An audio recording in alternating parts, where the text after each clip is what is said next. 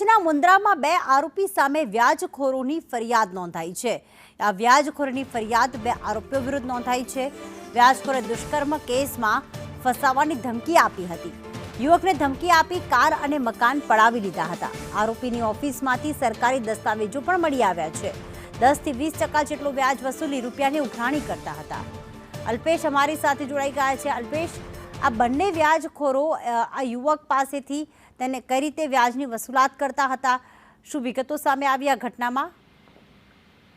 પ્રીતિ, મુન્દ્રામાં 2 દિવસ પહેલા ખંડણીની એક ફરિયાદ નોંધાઈ હતી। આ કેસમાં 4 આરોપી પકડાયા છે, જેમાંથી 2 આરોપી સામે વ્યાજખોરીની ફરિયાદ નોંધાઈ છે। પોલીસે અપીલ કરી હતી કે આરોપી વિરુદ્ધમાં જો કોઈ ફરિયાદ હોય તો પોલીસ સ્ટેશનમાં આવીને નોંધાવી શકે છે। જે દરમિયાન 3 જેટલા અરજદારો છે આ પ્રકારની ફરિયાદ આપી છે, જેમાં 10 થી 20% જેટલું ઊંચું વ્યાજ વસૂલવામાં આવ્યું છે।